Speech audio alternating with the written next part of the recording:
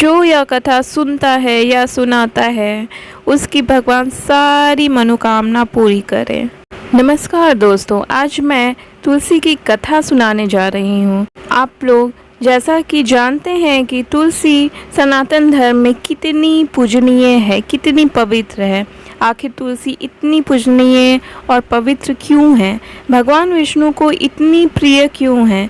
जबकि माता लक्ष्मी को भगवान विष्णु का प्रिय होना चाहिए था। दोस्तों, इन सब के पीछे क्या कारण है, आइए जानते हैं। भगवान विष्णु और तुलसी की पौराणिक कथा। दोस्तों, आप सबका मेरे चैनल में हार्दिक स्वागत है। दोस्तों, जिसको भी वीडियो पसंद आए वो लाइक ज़रूर कीजिएगा और साथ में अपने साथी और परिवार वालों को शेयर भी ज़रूर कीजिएगा, ताकि सनातन धर्म से जुड़ी पौराणिक कथा सब जान सकें। मैं इस चैनल के माध्यम से सनातन धर्म को बढ़ावा देना चाहती हूँ, तो मेरे चैनल को सपोर्ट कर सनातन धर्म को ऊंचाई तक ले जाइए।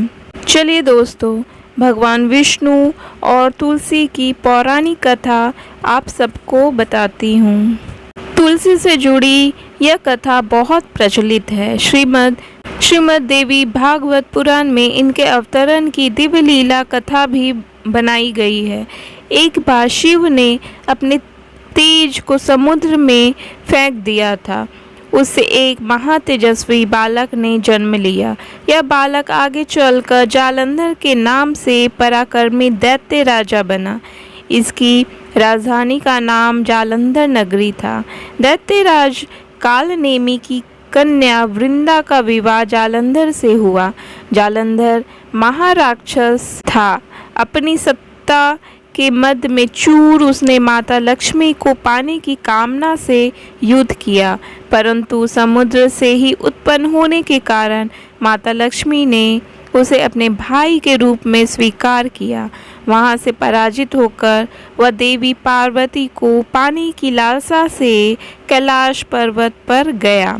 भगवान देवाधिदेव शिव का ही रूप धर कर माता पार्वती के समीप गया, परंतु माँ ने अपने योग बल से उसे तुरंत पहचान लिया तथा वह वहां से अंतर्ध्यान हो गई। देवी पार्वती ने क्रुद्ध होकर सारा वृत्तांत भगवान विष्णु को सुनाया। जालंधर की पत्नी वृंदा अत्यंत पतिव्रता स्त्री थी। दोस्तों, उसी के पतिव्रता धर्म की शक्ति से जालंधर ना तो मारा जाता था और ना ही पराजित होता था। इसे जालंधर का नाश करने के लिए वृंदा के पतिव्रत धर्म को भंग करना बहुत जरूरी था। दोस्तों, इसी कारण भगवान विष्णु ऋषि का वेश धारण कर वन में जा पहुँचे, जहाँ वृंदा अकेले भ्रमण कर रही थी। भगवान के साथ दो मायावी राक्षस भी थे, जिन्हें देखकर वृंदा भयभीत हो गई। ऋषि ने वृंदा के सामने पल में दोनों को भस्म कर दिया। उनकी शक्ति देखकर वृंदा ने कैलाश पर्वत पर महादेव के साथ युद्ध कर रहे अपने पति जालंधर के बारे में पूछा। ऋषि ने अपने माया जाल से दो वानर प्रकट किए। एक वानर के हाथ में जालंधर का सर था तथा दूसरे हाथ में धड़। अपने पति की यह दशा देखकर वृंदा मूर्छित होकर गिर पड़ी।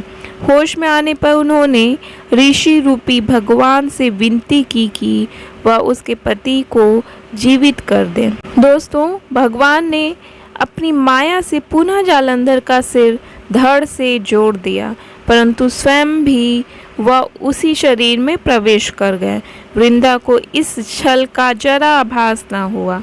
जालंधर बने भगवान के साथ वृंदा पतिव्रता का व्यवहार करने लगी, जिससे उसका सतीत्व भंग हो गया।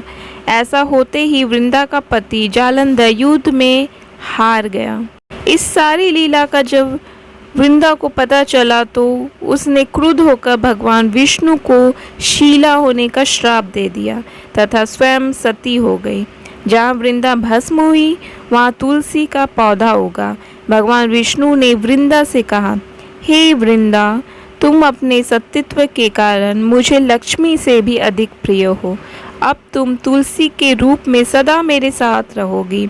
जो मनुष्य भी मेरे शालिग्राम रूप के साथ तुलसी का विवाह करेगा उसे इस लोक और परलोक में विपुल यश प्राप्त होगा। दोस्तों, जिस घर में तुलसी होती है वहाँ यम के दूत भी असमय नहीं जा सकते। गंगा व नर्मदा के जल में स्नान तथा तुलसी का पूजन बराबर माना जाता है। चाहे मनुष्य कितना भी पापी क्यों ना हो, मृत्यु के समय जिसके प्राण मंजरी रहित तुलसी और गंगा जल मुख में रखकर निकल जाते हैं वह पापों से मुक्त होकर वैकुंठ धाम को प्राप्त होते हैं। जो मनुष्य तुलसी व आंवलों की छाया में अपने पितरों का श्राद्ध करता है उसके पितर मोक्ष को प्राप्त हो जाते हैं।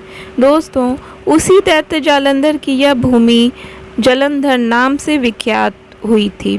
सती वृंदा का मंदिर मोहल्ला कोट किशनचंद में स्थित है।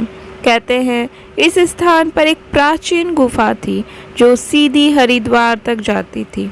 सच्चे मन से 40 दिन तक सती वृंदा देवी के मंदिर में पूजा करने से सभी मनोरथ पूर्ण होती है।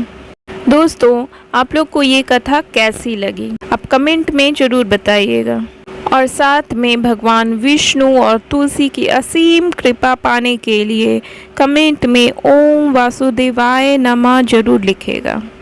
ओम नमो भगवते वासुदेवाय नमः। जय तुलसी माता।